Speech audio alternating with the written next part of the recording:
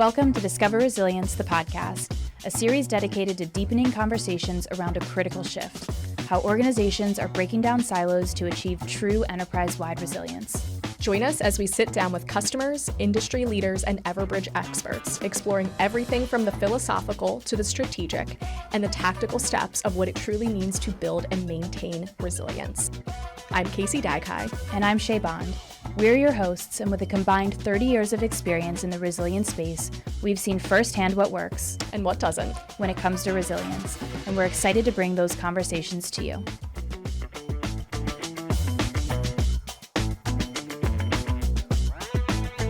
I do need to start this off with a confession. Oh, okay. I had to reconsider this morning if podcasting was for me. This morning? This morning. Before we were about to come in. Like awkward timing. Okay. I do realize that was awkward timing. What is the background here? Well, why? So I had this vision in my mind of us podcasting, and I was like, this is going to be great. Yeah. You know, we're going to be hanging out and chit-chatting and like hanging out with our guests. Yep. And the entire time in my mind, like I had a cup of coffee in my hand. Mm-hmm. As we do. As we do, right? Because everything is either inspired by, motivated by caffeine. When is my next cup of coffee? And I realized that podcasting is not actually coffee friendly. Why? Can we not make it coffee friendly? It's not really like a proper auditory experience. I feel like it could be if we forced it to be. I guess we could do anything. I don't know if anybody wants to listen to slurp We might coffee. need to revolutionize this because I don't really know that that's going to work for us. I don't know if it's going to work either. I guess we're going to have to find out. Yeah, I think we're going to have to really... That or like a lot of coffee breaks. Maybe we get a Camelback. That's so awkward. Could you imagine? I'm not saying it would look great or that it wouldn't be awkward. Yeah. If this doesn't work out, if after like 3 episodes this just drops off, you know why. You know why. It's because podcasting and coffee don't go together. Yeah. Well, it is a very important part of how we work. Yeah. I'm sure for a lot of people as well. I was at the coffee shop this morning getting my normal, big style, which is the proper term, big style iced Americano. That is my drink of choice. Iced Americano, little bit of sweetener, little bit, just a whisper. That's what I try to say, and then they roll their eyes at me. Little bit of oat milk. But when they always tell me, they go, that's 5 shots of espresso. And then I kind of have to stare at them and go, that's fine. That's exactly what I asked exactly for. What you I heard want. me correctly. You did that. You know what? Add another. Make it 6. Yeah. So we'll have to figure that out. I do think that's a good insight, though. I don't love it, but we will figure it out. Okay. All right. Well, I like your optimism. Yeah. But yeah, I had to do some reflecting this morning on that. So other than that, very excited. Me too. I thought that a good way for us to start, other than me threatening to quit immediately, was for me to pose some questions. Oh, okay. And since I'm asking the questions, I am going to make you go first in answering the questions, but then I will also answer the questions. Okay. Okay. No pressure. No pressure. No pressure. Okay. All right. So first question is, in your opinion, why did we start this podcast? Oh, why did we start this podcast? Well, okay, if I'm going to answer seriously, which I guess I will in an attempt to make this valuable for others. So we have been in this industry for an admittedly very long time at this point. And we have had, the pleasure of actually working side by side for almost, 15 years together. Yeah. And in starting out in this industry, there were a lot of kind of conversations that we were having. We were doing a lot of work with program managers, and there for years continued to be a lot of the same challenges that we saw. And it wasn't until within the last few years that I think we started to see those conversations shift from, yes, there are these challenges that we've been having for over a decade at this point, to, hey, our executive leadership, we're starting to get more traction in actually bringing these groups together and seeing recovery from the point of planning to response. And so I think with that shift, though, there's a lot of uncertainty and a lot of people don't know where to get started because not every program manager has that type of buy-in or support to actually transcend into a holistic end-to-end type of program. So what I'm looking forward to the most is obviously engaging with guests, being able to talk to industry professionals as well that are in the thick of it or have had success with bringing these silos together, and then being able to expose that to others that might not quite be in that space yet, giving them tips and tricks. One of the things that I'm really looking forward to are the types of conversations that we'll have, because I think in some cases we'll have really kind of pie in the sky, big picture types of conversations. In other cases, we're going to talk to people that have really tactical approaches to the way that they are doing organizational resilience. So I like the opportunity with having variety there. Yeah, that's fair. All right, I think if I were to answer that question, one, I think in order to start a podcast, you do to some degree have to love the sound of your own voice a little bit. So, there's that. No, us? Us? Who? Us? So there was that. And then I think that as you mentioned, we've worked together for a really long time, and we've been in this industry, and we have had such a unique vantage point. Being in customer-facing roles, working as a vendor in this space, I have worked with customers of every shape, every size, every structure, every maturity, every methodology. And so I think being able to see customers of all of those schools of thought, all of those sizes, shapes, structures, but then also see them living through things real time, living through disasters real time, living through cybersecurity events real time, living through regulations real time.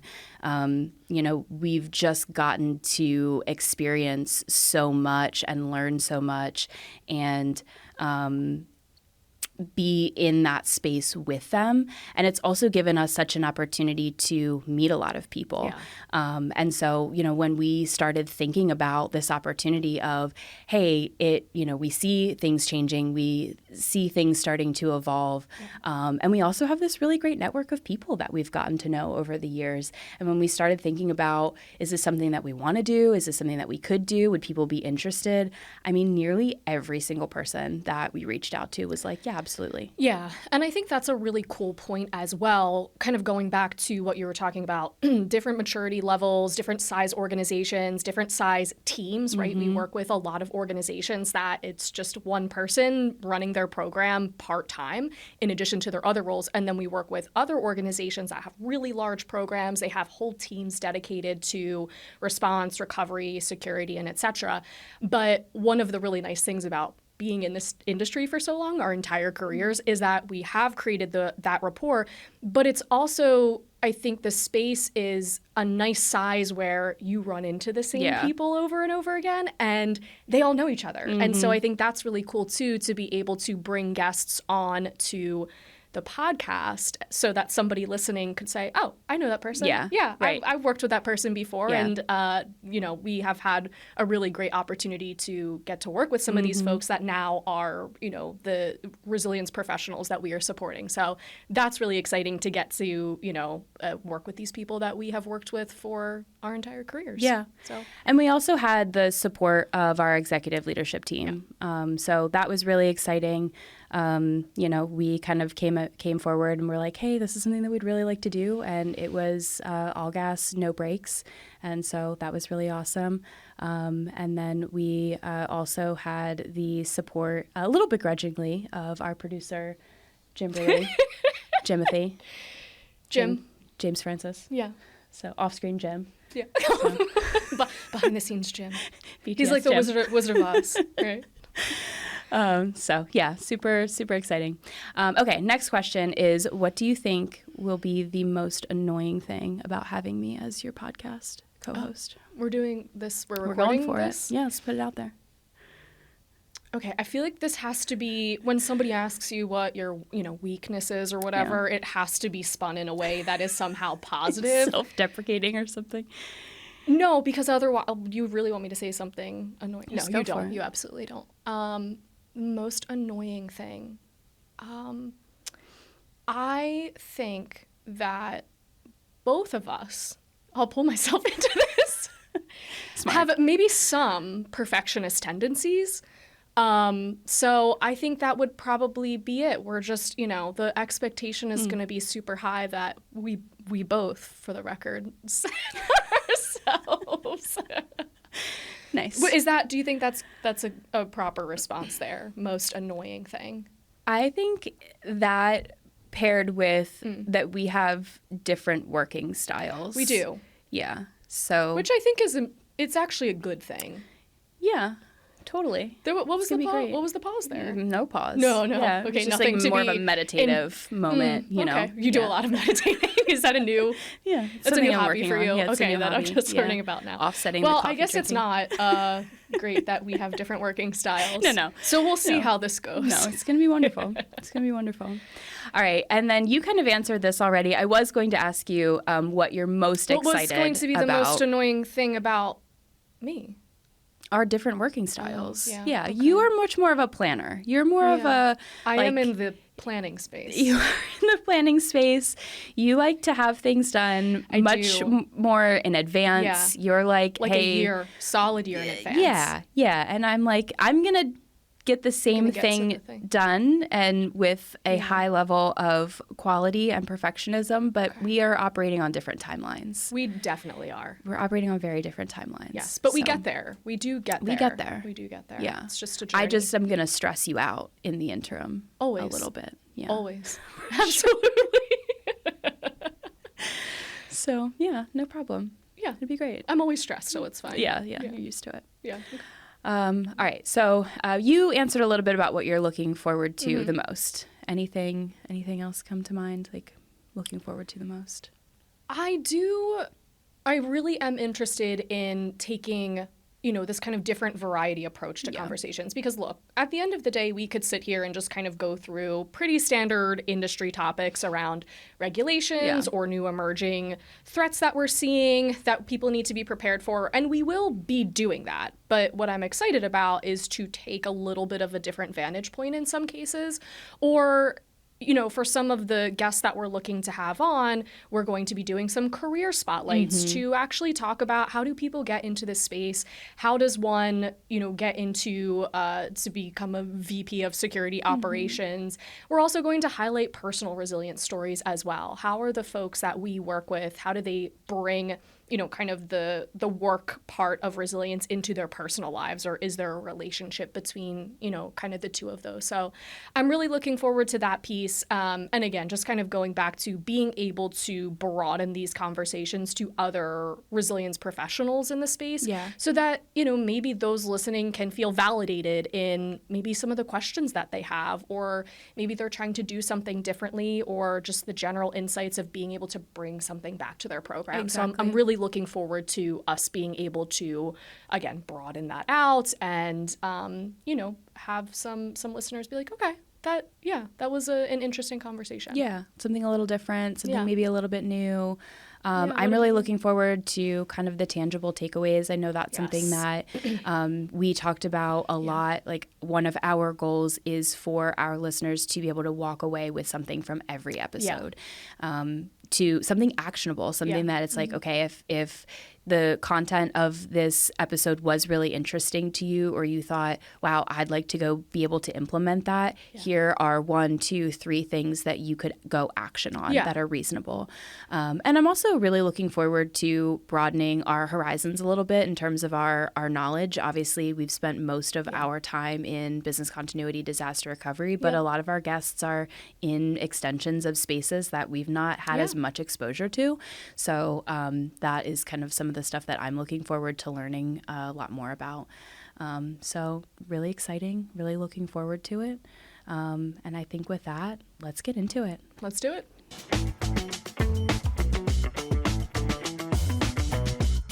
All right, Sean, thanks for being here. Today we have our colleague Sean McDevitt. He is the Director of CEM for Product Marketing at Everbridge.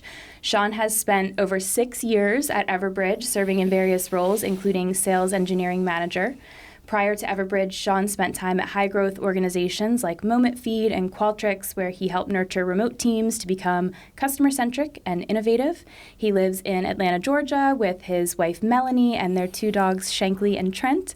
He enjoys playing golf, hiking, and kayaking, a man of the outdoors. And when he isn't outside, he can be found watching soccer and cheering on the Liverpool Football Club. So thanks again for being here. Thank you guys very much for having me. It's nice to see you two in person. Yeah, absolutely. We were really excited to have you here to kick off our very first episode of the podcast. I know, it's kind of a lot of pressure, I'm not going to lie. I actually was going to say, like, no pressure at all. Wink, wink. There's a lot riding on this for all of us. So, but one of the things that we are going to start in our episodes, just to kind of keep things fun, keep things casual, is an intro segment. And today we are going to do this rapid fire resilience. So it's a this or that style question. If you've played this before, it's really quick. You choose one thing or the other. And knowing both of you, there's going to be a right answer involved, isn't there? Absolutely, yeah. I'm glad you beat me to it. You've started to know us very, very well. I know both your personalities. This tracks. Yeah, and that keeps it really fun. Obviously, the subtle, just kind of judgment there. But okay, let's get started. Coffee or tea? Coffee. Correct. Tabletop exercise or live drill? Live drill. Paper or digital notes? Paper. Okay, also correct. Predictive intelligence or reactive response? Predictive. Okay. Early bird or night owl? Early bird. Unified platform or best of breed solutions? Unified platform. Okay. Cruise or road trip? Road trip. Yeah, that's Yeah. correct. Text message or audio message? This is where I'm going to lose you. Text message. Yeah, that's incorrect. I had a feeling that was where we were going to diverge Okay, paths. exclusively from now on, we're going to communicate with Sean via audio message. I love it. Cannot He's wait. not going to like wait. any second of it. Chocolate or vanilla? Chocolate. Okay, great thing. Okay, beach or mountains? Ooh. I guess I'll say mountains. I don't necessarily love the beach. I like what comes with the beach, Yeah. but otherwise I would pick mountains. The relaxation. Correct. The water. yeah. Wonderful. The Okay. seafood, basically. Yeah. Yes. Yeah. Okay. Well, next episode will be about our favorite types of seafood then. Because now Love I that. want some Fantastic. seafood, yeah. I have a stack Yeah. list ready at all times. I also think that there is such an opportunity. I think audio messages professionally would be a 10x multiplier. I mean, for me personally, I would be so much more productive if we could Yeah. communicate via audio message in the professional setting. I do sometimes, and it really disturbs people. People hate it. I'll do a quick on, Do you Slack. send it via Slack? Really? Oh, yeah. Yeah. I mean, I Yeah. guess it would probably help with like things not being lost in translation, right? Like Absolutely. in terms Yeah. of where the emphasis is and where. I mean, I could see it. That's so against what's been ingrained in my millennial Yeah, body for people hate years it. that it's hard Hey, to. we're millennials too. I We'll get understand. you on I board. don't know. It's fine. We'll start We'll working learn It's a on it. it. long Don't worry. path. It's a long path forward. We're in it. Let's just say that. All right. Well, for today's episode, when we sat down and started thinking about, where do we want to take this podcast? Where can we add value? More importantly, where can our guests add value? Obviously it takes a lot of planning, and we really wanted to shape this in a way that brought all of the different perspectives together. And we thought that a great way to start that would be to really take a step back and look at where did these industries emerge from? What have been kind of the historical challenges? And ultimately, where are we starting to see them converge now? And that was kind of the conversation that we wanted to have. And that made you a really fantastic guest to kind of have all of the cross-functional perspectives that we can kind of share. So wanted to start with, getting your perspective on global security. Where did it originate? Can you start there and give us a little bit of background? Yeah, absolutely. So I think looking back is probably always the right first step. So I'm glad that's kind of where you guys agreed to start with. But I think from a GSOC perspective or from a security perspective as a whole, the first step was kind of a show of force, right? It was guards and guns and things like that. And as time has kind of matured, we've seen those things transition. And so as, we kind of focused on that kind of perimeter show of force, security has really kind of evolved to get more of a seat at the table and be kind of more operationalized as a part of how the organization actually runs. And part of that is going to be, you can see how those things can be impacted from an operational perspective, but I think also an advancement or a shift in how organizations think about duty of care has really changed how organizations approach their GSOC or their security operations. And what that ends up meaning is that they kind of have to be able to say, all right, how do we involved with IT? How are we involved with physical security? How are we involved with logistics? How are we involved with HR? All of that kind of means that they now have to say, how do we integrate these solutions? How do we kind of bring together disparate systems in order to say, all right, now this is an overarching thing. It's not just about physical security. It's about being technology first, software first, so that you can kind of help kind of shift that conversation from something that's very specific in how they approach duty of care to something that's more broad and all-encompassing in how they approach it. Casey, I know that there's been a lot of changes to the kind of the BCDR approach to this as well over the last 20 or 30 years. What have you guys seen? Yeah, so I think if we kind of take a step back and look at how this group or how this industry originated, will help us to kind of then talk about challenges and things of that nature. But the way that, BCDR, as we kind of lump them together, even though they are, two separate things, it was back in the late 70s, early 80s, right? So this was when organizations really started to rely on technology such as mainframes. So organizations were purchasing mainframes, and it became a really large price tag and asset, not only just from the price tag itself, they cost $4 million, which in today's world is about $20 million, but from the impact of what would happen if that mainframe was down, if something was impacted to that. So organizations started to come up with plans. What do we do if the mainframe has been impacted, if it's down? And so, right, these organizations were relying on these for their main functions and processes like billing, their booking systems, payroll, really critical functions. And so they started to put together these disaster recovery plans, and they were very IT focused, as we know DR to be. It focused on tape backups. It focused on what needs to happen, who the recovery teams were that needed to be involved. And so that was really the first instance of recovery plans. Now, what ended up happening is that organizations started to see in those plans that not only was that infrastructure really critical, but the actual processes of what they do day to day to support customers, whether they're selling products, whether they're providing services. This was a really important part of the planning process. And so, ironically enough, when we talk about silos, business continuity was actually born from disaster recovery. So they started actually, creating spaces where business continuity plans became a thing. But so when we kind of look back, that's how all of this derived.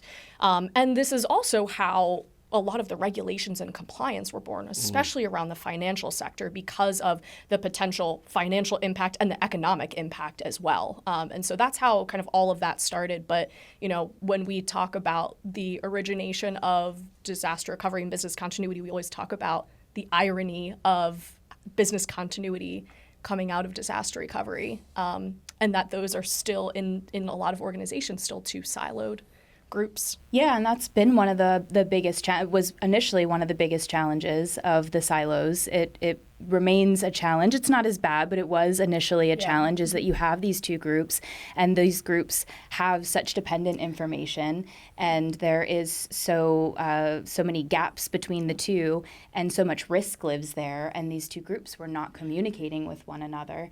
And that was really one of the biggest challenges of these groups being siloed. And if you start to dig into the other challenges that exist with these two groups being siloed, you have really outdated plans, and the joke was always that these plans were kind of the moment that you hit publish on these plans, they were outdated, right? Yeah. Like the moment that you hit publish, very second, they were and people used to print them out and put them in 3-ring binders, and then that 3-ring binder lived in some guy named Bob's trunk, and that just was not helpful. They weren't impactful. They were not actionable, and that really became more of a regulatory checkbox than anything. Yeah, I did the thing. Yeah. Right, I did the thing. Exactly. And so it wasn't actually providing the value that it needed to provide. And so for so long, that really just became how we were checking the box versus actually having efficacy in the way that we were, managing and leveraging this information. And so that regulatory lens was the 30-year, way that we looked at BCDR. And some of those things still exist, Yeah. right? Like some of those challenges do still exist, but I think we're seeing BC&DR come together more. We're seeing people start to peel back that regulatory lens a little bit more. And another challenge that we still face today, but we're starting to see kind of come up a little bit, was achieving and maintaining buy-in. Like that was such a big challenge. People didn't understand the value, and that was in both directions, up and down. You know, like the executive buy-in, and then once you got executive buy-in, stakeholder buy-in. So Sean, can you share a little bit about some of the challenges that you guys had on the GSOC side? Yeah, absolutely. I think it's interesting to hear the buy-in conversation. I think it's also interesting to talk about the regulatory component, because sometimes that helps kind of compel or become a catalyst for organizations to orchestrate some change. In other cases, it kind of stalls organizations because they get to that point where like, oh, we're compliant, and that kind of is where the conversation stops. But in terms of kind of growth and siloed things, I'm going to paint with a fairly broad brush here when I think about security operations and security professionals, but generally they are not folks who are going to go out and pound their chest and demand the spotlight. I think that's probably a lot because you see a lot of folks come from law enforcement, from the armed services. And so it's generally folks who like to take that support role, right? They like to be the hero but not be in the spotlight. Yeah. So what ends up happening is that they're willing to kind of stay in the background and do the work that goes unseen. And, you know, their best goal is to say, stop this situation, you never even heard about it. But what ends up happening is that real kind of lends itself to big silos because they're not being actively engaged in those conversations. And so as we see organizations start to pull together fusion centers, as we see them start to bring together logistics plus security, security folks are getting more involved in those conversations. Now, one of the things that I often talk about is silos, particularly in the technology world, is a very dirty word. I understand that. And organizations say, we're going to break down all these silos, we're going to break down all these silos. And what can happen in an emergency is you have a very flat organization, and all of a sudden you have a lot of people who don't know who owns what. And that can really create chaos and can actually slow down a response as opposed to speeding it up. And so one of the things that I like to suggest is to build bridges between those organizations, right? So you don't have to necessarily break down every silo, right? Sometimes silos are okay. Sometimes it's okay for you to own a process, a piece of data, but we need to have those bridges between it. And I think another thing that I often talk about with organizations that are trying to kind of follow the CEM maturity curve is to say, make sure that we're identifying allies and teammates.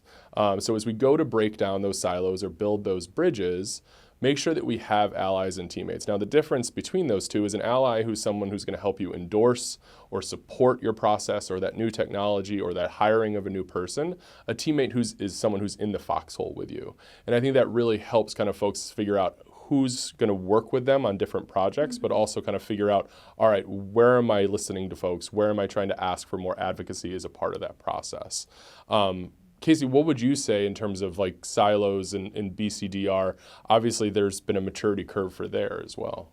Yeah, for sure. You talked a little bit about the challenges that they've experienced. I think when it comes to like playing off of those challenges from the GSOC space, I think about kind of like the next part that we will talk about, which is like, okay, why now? Why are we seeing these things kind of pull together? And I think one of the opportunities that we hear about on the BCDR side of things the most is just we have so much data. We have all of this data, whether it's their data to own or it's theirs that they're ingesting from other areas. And it's the same on the security side of the house. And so the thing that we hear most often is it's the same data in a lot of the cases, but what's not happening or, what we have seen historically is that the data that's being consumed, derived from the BCDR side of things is not getting translated into the response side of things. And so there's context that's getting added on when you're going through the planning process or when you're going through the BIA process. And then there's also context that's getting added when there are events that happen and responses that occur. And so this fragmented data is, preventing us from getting to the larger goal of resilience and response. The other thing that I think about in terms of opportunity and where, I think we see this natural shift headed towards within having a larger resilience umbrella is that from the business continuity side of things, there's this life cycle that we, teach on and we educate on. And that's, the assessment and the planning and the tabletops and the after actions and things like that. And on the security side, there's also a life cycle as well of identification and detection of risks and threats and the the response. And so many of those pieces and parts overlay and are critical in creating a larger, circle or life cycle. And so I think, identifying where those pieces kind of fit in together, and then also, again, the data is a really critical part of this, but looking at it as that one holistic life cycle is where we're seeing more and more conversations happening to kind of pull these things together. Well, very similarly to when BC and DR finally realized, like, oh, hey, this makes sense. We should probably talk to one another. Right. We have overlapping data. Your thing impacts my thing. I think we're seeing that very similarly, where it's like, great, there is a red thread here. Yeah. There is opportunity for us to share this data, understand that we could use this information, and BC and DR coming forward and saying, hey, we've got a lot of really good data, and this could help you move faster. Well, and I think when we think about, there is an expanding risk zone, when we think about the amount of risk that's taking place, the type of risk that's taking place, but even if we think about it from like a hyper-local risk perspective, to your point a moment ago, Casey, that if let's say I'm a GSOC analyst and I don't have the BIA, I don't understand the BCDR component, I don't understand that. Well, if there is a water main break in the parking garage of this particular location, I mean, that's not really a life safety issue. I'm not really worried about people. That's an acknowledge or snooze the alert and move on. But the moment that I have some of that BIA component, when I understand what services are supported out of that office, now all of a sudden I'm saying, oh, this actually escalates to a different situation. Right. A small event has a very outsized impact, but I only can figure that out if I have access to that data. Right. And I think that ties directly into the context of it, right? There's context on both sides, and if that's not getting placed back in that life cycle, then you're losing, the ability to respond more quickly, to respond in a more significant way to some of those things that maybe one person might interpret it one way, but it's actually a much larger impact. Yeah. But, the good news is that we are headed in this direction of seeing more organizations actually pooling these different groups. And we talk a lot about BCDR and GSOC, but there are other groups that are involved in this effort to bring resilience under, in a lot of cases, one executive or one line of business.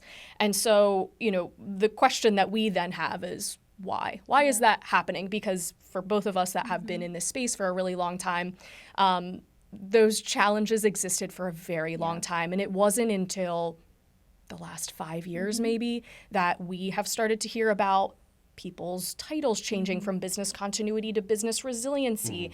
We work with some organizations that they actually have taken those silos and put them under, the chief risk officer or another line of business. So I think that kind of brings us to, all right, what are the patterns and trends that we are seeing today that is helping us to have these folks, building those bridges. I love how you say that. But when we think about the converging threat landscape, right? Back in the day, you'd have plans that were very physical in nature, but obviously the presence and the amount of cyber threats and impact has grown exponentially over the last 10 years, 5 years. And so when we think about instances where there's a cyber incident that then catapults into a lot of physical impact, this is a level of complexity that, for like the BCDR side of things, I think looked at it very much as pieces and parts. And so I think the need to look at that kind of holistic work stream of what's getting impacted and building it back into business continuity, that lens, and because of the large financial impacts that it has on organizations. So I think that's, one of the first trends that we are seeing. Another thing is just that data and real-time awareness it's non-negotiable. Everybody has to have that level of detail. And I think it plays off of what we are talking about with the context setting. But being able to, look at all of these data sources, not as, hey, like this group owns this and this group owns that, but saying, we now have the technology in place to be able to bring these things together, which historically hasn't always been easy for these groups, right? Or they felt very protective of, I think, that data as well. And so we're seeing a lot more around these groups, kind of coming to us and saying, hey, I need help in merging this data together and creating that context, but it has to be speedy, it has to be real time, and it has to be visible to the people that kind of need it the most. 100%. When you mentioned cybersecurity, I think that's an important part of why, right? We've seen a lot of organizations, things like DORA, regulation, requiring organizations to have something in place. It's requiring them to report on this during their 10K, during their filings with the SEC, or even outside the US. That's now a part of what they have to report on, right? And especially when it even comes to climate change. What are you doing to limit climate risk, as well as making sure that you have other vendors, other offices, other transportation routes? I think that's a big part of it as well. But outside the regulation, I think the why is particularly, it's become a competitive advantage. And so as organizations have, kind of gotten through that check the box phase, I did the thing phase, they're realizing that there can be a competitive advantage to leaning into resilience. For those of you that have read Nassim Taleb's The Black Swan, he has a second kind of book called Anti-Fragile, which is taking events and making your organization anti-fragile to it. So it's not just saying, I'm going to get back to my operational efficiency I was before. It's, I'm going to use this event as a competitive advantage because I'm so good at responding to these things that I can go out and get market share. So I think that the C-suite, the board of directors are seeing that there's actually a revenue opportunity, and that's a new reason to invest in kind of that resilience 100%. capabilities. Yeah, absolutely. Predictive intelligence is becoming the new normal. Yeah. It's costly, it's inefficient to be reactive. And to your point, executives, regulators, customers are expecting it, right? And they are holding people accountable to it. And customers are not just looking for that. Oh, you passed your audit, you've checked that box. They want to see evidence. They want to see that you have proof of continuity. They want to see that you have documented security procedures. So there's a new level of expectation that's at play, and that's just the new normal. And so, beyond the expectation that exists, and to your point, the competitive advantage, there's just this tangible, palpable value that you get out of it. You are able to respond faster. You do satisfy your customers better. Your actual palpable business advantage is real and tangible. And so, that is the end goal and the ultimate result that you would have. And I think it's really encouraging too, because now we're seeing, kind of the mandate go from checking the box to things like operational resilience, right? So talking about being proactive, I mean, that entire, regulation and compliance was driven out of being proactive and going out of your way to understand, hey, if I kind of turn these dials on these different scenarios and factors, what would put me in the red? What would make it so that my business would be unrecoverable? Right. And so I think that angle versus just the planning side of things is helping organizations get to a point where they have to be they're being forced to be more proactive, but for the better, right? And I think to your point, like executives are seeing that and they're supporting that in a meaningful way. Because your competition is doing it. Yes. At the end of the day, if you're not, you're falling a step behind. There's no question. Right, exactly. Yeah, so cool. Well, let's now get into the last part of our episode here. So one thing that we want to do, we just had a fantastic conversation, if I do say so myself. But one thing that we want to, kind of provide for listeners is just let's boil the ocean and let's give us some key takeaways here so that somebody, if they listen to this episode and say, hey, either we're doing this in our organization, meaning we're bringing these groups together under one roof, or this feels like a different world and space. We want to provide a couple of options for how do you get closer to organizational resilience. So one of the first things is just scheduling a meeting. I know it sounds hard, but this can sometimes be the hardest thing to do.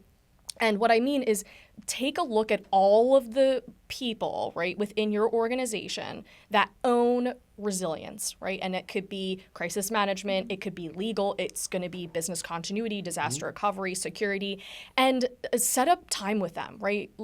Seek their input, understand what their goals and objectives are. A lot of organizations are creating steering committees and resilience committees, and that it's a focused task group. But, that's a little bit further down the road, but even just setting up time with, those groups consistently to talk through what everybody's working on. And because at the end of the day, everybody has the same goal of resilience. Identifying shared data feeds and understanding what commonalities are in place. So that's, again, kind of leaning on how do we extract the context that everybody is establishing. So, get on a call, share what kind of information that you're deriving or you're building through your programs. And then third thing, which I think can be a lot more tangible and giving, life to what everybody else is doing, walk through a shared incident type. And that might just be through a tabletop, right? People in organizations might be doing this really well already, but even if it's not a formal tabletop where you're bringing in task owners and you're bringing in lots of different departments, there is a shared incident type. And so when we think about the opportunity for that larger life cycle, this is a great way to bring in a real world example of something that maybe just recently impacted the organization or is probably going to impact the organization at some point. So, or take an example of something that you saw in the news, something that, and run through that. How would we have reacted to this too? Right. Yeah. I think that it's important too. I see a lot of organizations that start the planning phase of a tabletop or of a live drill, and then things just kind of fizzle because so many different departments get involved and so many people.